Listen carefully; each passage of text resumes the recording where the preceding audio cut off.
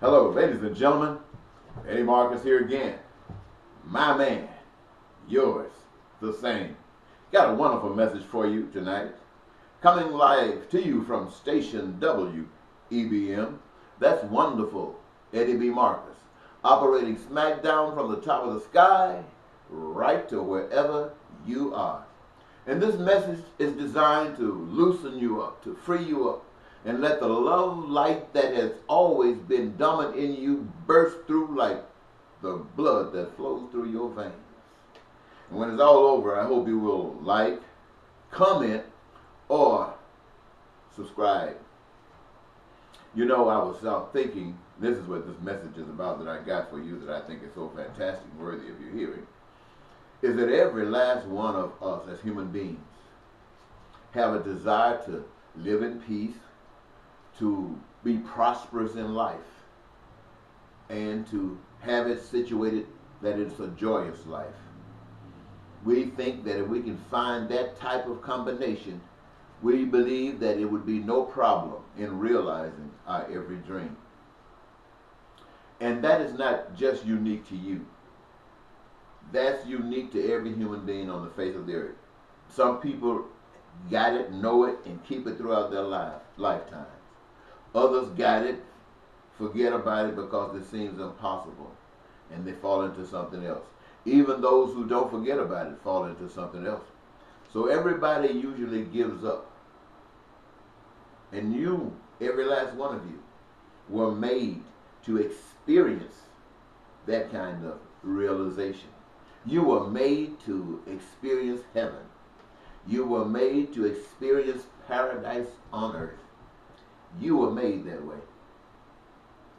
Each of you got a specific part to play in the physical manifestation of all of that which is required to satisfy you, all of you. It was, and you've been designed that way, and the only way you can find true happiness is to recognize who you are, what you're connected to, and what you can do, and begin to do it. Do it like it has never been done before, like you never even knew it existed before, but now you do, and the world is going to know it because you're going to play your part. You're not carrying it by yourself all the way. You only got a small part, but you recognize that your part is significant, and you're giving it all you got. You want to make sure that you don't shortchange success, you don't shortchange love, you don't shortchange prosperity and happiness for everybody, not one iota. So that means you might find it necessary to take in homeless people and give them coffee and give them a place to sit and talk, which is fabulous to get them off the streets. You might feel that maybe you should take sandwiches or something and share with them so they'll have something to eat. And you're feeling good about yourself, and that is very good. Very, very good. But I want to tell you, that goodness alone doesn't measure the love.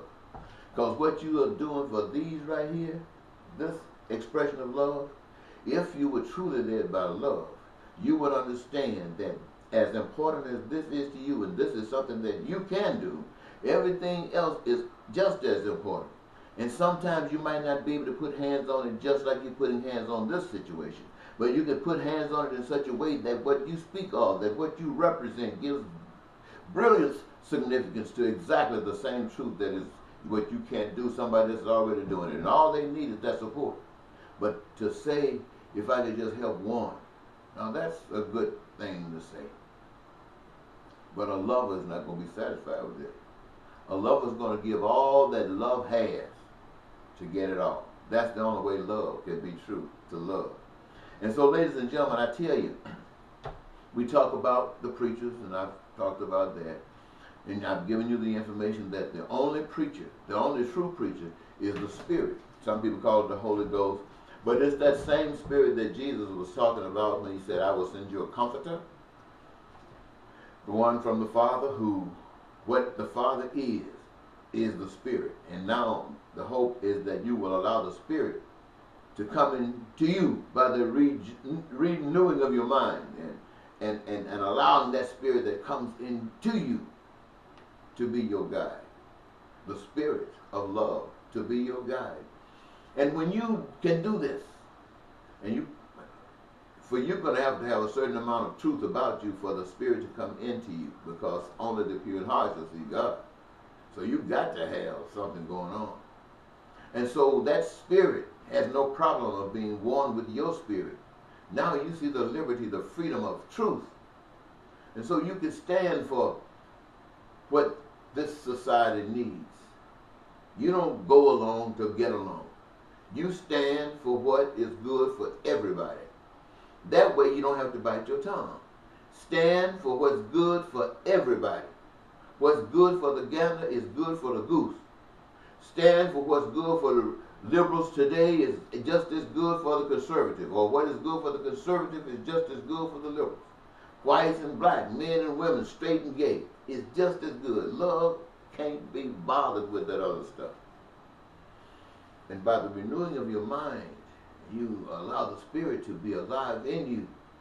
And all of a sudden now, what is the preacher telling you that you don't already know? More or less, what is he doing to even come close to what you're doing? Well, somebody say, well, maybe he's just doing his job. And his job is just to give that word out there. Ladies and gentlemen, let me tell you something. That's easy to say, but not for the God man. You see, the God man, if he's giving that word out there, believes everything that he says. And if he believes everything that it says, then he's pushing life to everything that he's saying. And the people about him are drawn not only to the words that he come out of his mouth, they're drawn to the spirit of the action that he's given. That's what love is. How many preachers are doing that? How many people are saying that every American is entitled to peace and prosperity? How many preachers are preaching that every human being on the face of the earth is entitled to peace and prosperity and happiness? And that the power to create that for every individual on the earth is in our hands, not in our leadership hands, not in our constitutional hands. It is in our hands to stand up and do the right thing. And to know what the right thing is very simple. Look at it. Look at it. What does it do for you? What is it for you? Put yourself in it. Become what others are of it. So you can know. You can know. So I'm taking a simple matter, ladies and gentlemen. I really didn't mean to talk this long.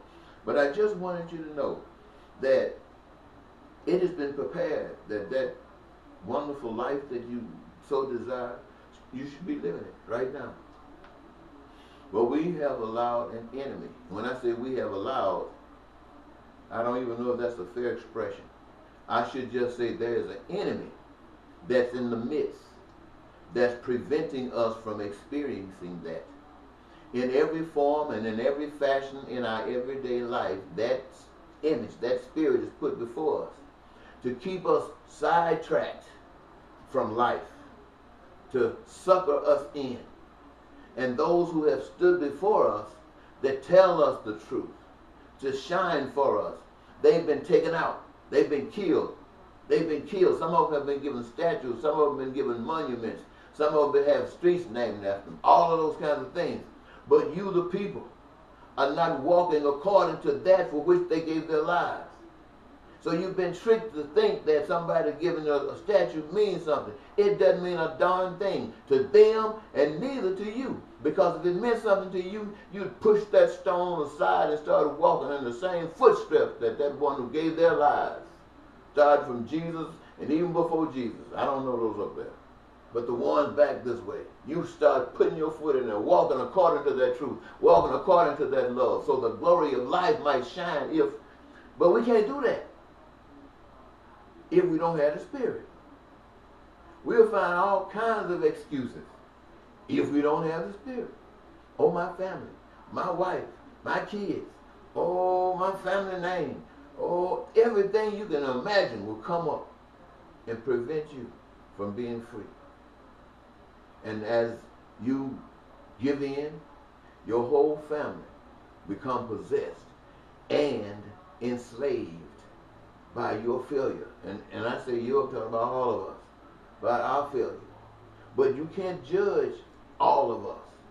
All you can judge is yourself. Are you giving all that you can? You can't look over to the next person and say, well, I'm giving as much as they. That's not good enough. That's a bunch of junk. And love ain't nowhere close to you talking like that. Love is more than that. Love is beautiful. Love is power. Love is enough power to make you do the right thing. That's what love is. Well, anyway, I think I've been successful in at least making you think or giving you something to think about.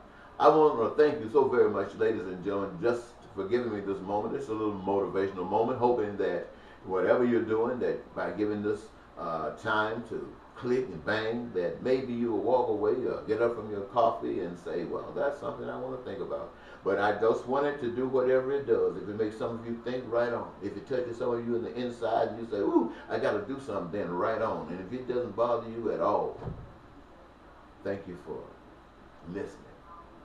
And like, or leave a comment, or subscribe.